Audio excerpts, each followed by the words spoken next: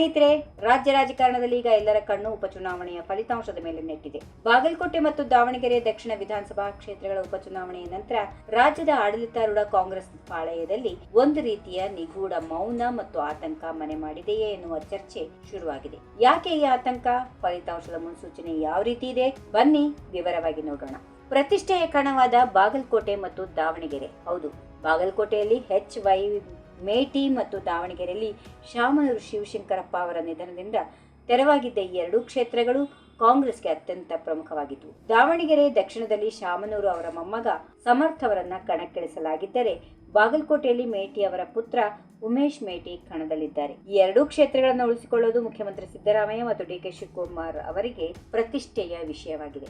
ಕಾಂಗ್ರೆಸ್ನಲ್ಲಿ ಆತಂಕಕ್ಕೆ ಕಾರಣಗಳೇನು ಎನ್ನುವುದನ್ನು ನೋಡೋದಾದ್ರೆ, ಚುನಾವಣಾ ಸಮೀಕ್ಷೆಗಳು ಮತ್ತು ಮತದಾನದ ಪ್ರಮಾಣವನ್ನ ನೋಡಿದ್ರೆ ಕಾಂಗ್ರೆಸ್ಗೆ ಗೆಲುವು ಅಷ್ಟು ಸುಲಭವಾಗಿಲ್ಲ ಎನ್ನುವ ಮಾತುಗಳು ಕೇಳಿ ಬರ್ತಾ ಇವೆ. ಮೊದಲನೇದಾಗಿ ಬಂಡಾಯದ ಬಿಸಿ. ಹೌದು, ದಾವಣಗೆರೆಯಲ್ಲಿ ಮುಸ್ಲಿಂ ಮತಗಳ ವಿಭಜನೆಯ ಭೀತಿ ಕಾಂಗ್ರೆಸ್ ನಾಯಕರ ನಿದ್ದೆಗೆಡಿಸಿದೆ. ಸಾದಿಕ್ ಪೈಲ್ವಾನ್ ಅವರು ಬಂಡಾಯ ಅಭ್ಯರ್ಥಿಯಾಗಿ ಉಳಿದಿರುವುದು ಈ ಪಾಳೆಯಕ್ಕೆ ಹೊಡೆತ ನೀಡಬಹುದು ಎನ್ನಲಾಗ್ತಾ ಇದೆ. ಎರಡನೇದಾಗಿ ಬಿಜೆಪಿಯ ತಂತ್ರಗಾರಿಕೆ. ಬಾಗಲಕೋಟೆಯಲ್ಲಿ ವೀರಣ್ಣ, ಚರಂತಿಮಠ ಅವರ ಪ್ರಭಾವ ಮತ್ತು ಬಿಜೆಪಿಯ ಬಲಿಷ್ಠ ಸಂಘಟನೆ ಕಾಂಗ್ರೆಸ್ಗೆ ಪ್ರಬಲ ಪೈಪೋಟಿ ನೀಡಬಹುದು.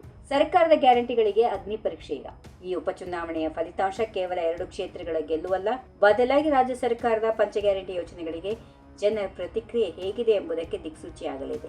ಒಂದು ವೇಳೆ ಫಲಿತಾಂಶ ವಿರುದ್ಧವಾಗಿ ಬಂದರೆ ಅದು ಸರ್ಕಾರದ ವಿರುದ್ಧದ ಜನಾದೇಶ ಎಂದು ವಿರೋಧ ಪಕ್ಷಗಳು ಬಿಂಬಿಸಲಿವೆ. ಇದೇ ಕಾರಣಕ್ಕೆ ಕಾಂಗ್ರೆಸ್ ವಲಯದಲ್ಲಿ ಒಳಗೊಳಗೆ ಆತಂಕ ಮನೆ ಮಾಡಿದೆ. ಮತ ಎಣಿಕೆಯ ದಿನಾಂಕ ಹತ್ತಿರವಾಗುತ್ತಿದ್ದಂತೆ ರಾಜಕೀಯ ಲೆಕ್ಕಾಚಾರಗಳು ಬಿರುಸುಗೊಂಡಿವೆ. ಕಾಂಗ್ರೆಸ್ ಹಿರಿಯ ನಾಯಕರು ಈಗಾಗಲೇ ಸಭೆಗಳನ್ನು ನಡೆಸಿ ಮುಂದಿನ ಪರಿಸ್ಥಿತಿಯನ್ನ ಎದುರಿಸಲು ಸಿದ್ಧತೆ ನಡೆಸುತ್ತಿದ್ದಾರೆ.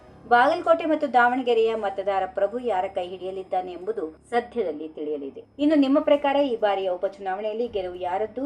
ಕಾಂಗ್ರೆಸ್ ತನ್ನ 2 ಕ್ಷೇತ್ರಗಳನ್ನ ಉಳಿಸಿಕೊಳ್ಳುತ್ತಾ ಅಥವಾ ಬಿಜೆಪಿ ಜಯಬೇರಿ ಬಾರಿಸುತ್ತಾ? ನಿಮ್ಮ ಅಭಿಪ್ರಾಯವನ್ನ ಕಾಮೆಂಟ್ ಮೂಲಕ ತಿಳಿಸಿ. ಇಂಥ ಬಿಸಿ ಬಿಸಿ ರಾಜಕೀಯ ಸುದ್ದಿಗಳು ಮತ್ತು ನಿಖರವಾದ ವಿಶ್ಲೇಷಣೆಗಳಿಗಾಗಿ ನಮ್ಮ ಚಾನೆಲ್ ಅನ್ನ ಈಗಲೇ ಸಬ್ಸ್ಕ್ರೈಬ್ ಮಾಡಿ ಮತ್ತು ವಿಡಿಯೋ ಇಷ್ಟವಾದಲ್ಲಿ ಲೈಕ್ ಮಾಡಲು ಮರೆಯಬೇಡಿ. ಧನ್ಯವಾದಗಳು, ನಮಸ್ಕಾರ. If you like this video, ಬೇಗ ಲೈಕ್ ಮಾಡಿ, ಕಾಮೆಂಟ್ ಮಾಡಿ, ಶೇರ್ ಮಾಡಿ ಹಾಗೂ ಯೋಯೋ ಟಿವಿ ಕನ್ನಡವನ್ನು ಸಬ್ಸ್ಕ್ರೈಬ್ ಮಾಡಿ.